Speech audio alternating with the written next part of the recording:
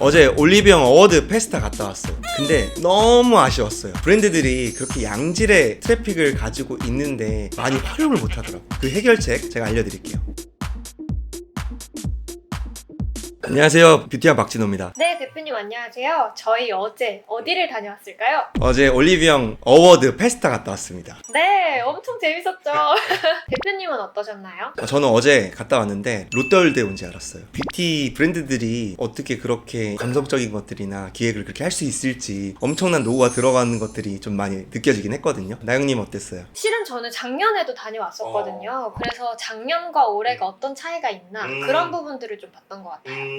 어떤 큰 차이가 있어요? 작년에는 진짜 놀이공원 컨셉으로 진행을 했었고요. 이번에는 산타클래스라고 해서 산타빌리지로 꾸몄던 것 같아요. 참여 브랜드가 조금 많아지면서 부스가 좁아지다 보니까 좀 브랜드를 경험할 수 있는 그런 경험적인 체험들이 많이 빠져 있었다라는 생각이 조금 들더라고요. 되게 너무 다닥다닥 다 붙어있는 느낌들이 사실 들었어요. 심지어 작년 같은 경우에는 게임하는 부스들도 되게 많았고 롬앤 같은 경우에는 립스틱을 직접 만들어보는 체험 같은 것도 해서 좀 더 고객이 경험할 수 있는 부분이 많이 있었는데 대표님이랑 지금 이야기를 나눠보니까 이번엔 좀 인증 위주의 부스들이 많지 않았나. 네, 그런 아쉬움이 조금 있는 것 같아요. 저는 가장 아쉬웠던 점은 마녀공장 안에 들어갔는데 타로점을 봐주더라고요. 그래서 타로 카드를 주고 친절하게 다 설명을 해줘요. 그러고 나서 정품과 상품을 주는 게 아니라 인증샷을 또 찍어야 되더라고요. 너무 힘들게 한다 해가지고 그냥 차라리 그냥 선물 안 받고 말겠다 해서 다른 쪽으로 그냥 이탈을 한 적이 사실 있었어요. 전 이걸 되게 중요하게 생각하거든요.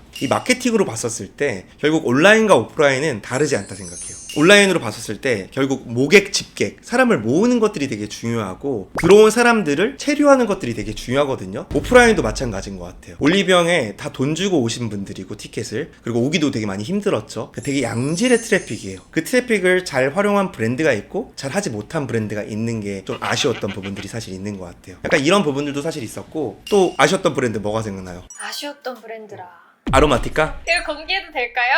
아니 근데 뭐 사실 저희 경험을 솔직하게 말씀드리는 거니까 그들한테도 도움이 될 거라 생각이 사실 들어요. 아로마티카 들어갔었을 때 되게 잘 꾸며놓긴 했거든요. 시향 같은 걸 했었잖아요. 처음 시향을 하고 그 향에 맞춰서 뭔가 응모를 해야 되고, 그리고 거기서 이제 당첨되면 제품을 주고 안 주고 이런 것들이 사실 있는데, 너무 이제 체험에 집중보다는 그냥 너무 제품 단위의 홍보 목적이 너무 강하게 드러났던 것 같아요. 너무나 좋은 브랜드인데 좀 아쉬운 점이 좀 있었죠. 또 반면에 되게 좋았던 브랜드는 어떤 브랜드가 좀 있어요? 닥터지가 생각나는데요.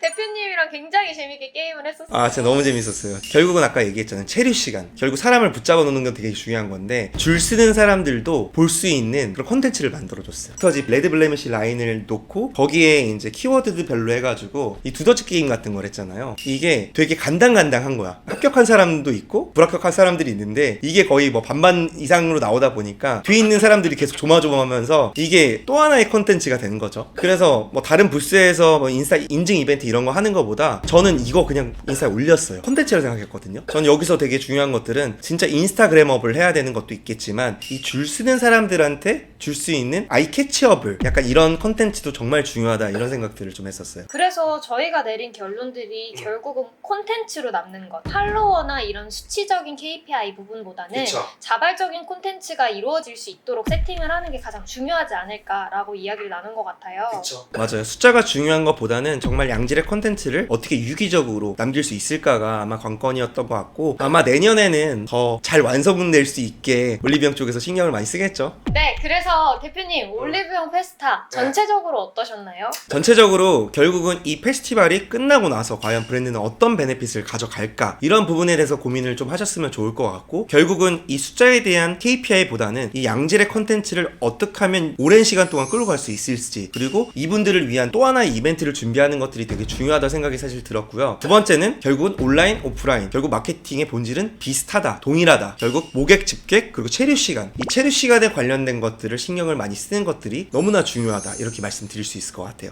저희 생각난 게 하나 더 있는데요. 화제 브랜드죠. 어뮤즈. 하나 더 있었죠. 저는 또 마지막으로 되게 인상 깊었던 브랜드는 어뮤즈였는데요. 저는 이 박람회에서 가장 중요한 것들은 또 홍보를 빠져볼 수가 없거든요. 있거든요. 그래서 요즘 ESG 바람이 불다 보니까 브랜드들 쪽에서는 이 쇼핑백들을 준비를 많이 안 해놨어요. 그래서 작년에는 뭐 올리브영 쇼핑백을 줬다고 얘기를 들었지만 올해는 사실 그런 부분들이 한정돼 있었고, 그래서 어뮤즈 쪽에 다 가서 쇼핑백을 받으러 가더라고요. 그래서 이 페스티벌 안에서 어뮤즈 쇼핑백을 들고 다니는 사람들이 엄청 많았어요. 난 이거에 대해서 광고 효과도 어마어마하다 생각이 들었거든요. 그리고 이분들이 여기 말고도 또 지하철을 타겠지? 그럼 지하철 탈 때도 이 가방을 들고 타는 거야. 그러니까 이런 광고 효과도 되게 중요하다, 이런 얘기도 말씀드리고 싶네요. 네, 대표님, 페스타 내년에도 꼭 갈 수 있길 바라면서 이번 영상 마치도록 하겠습니다. 네, 감사합니다. 감사합니다.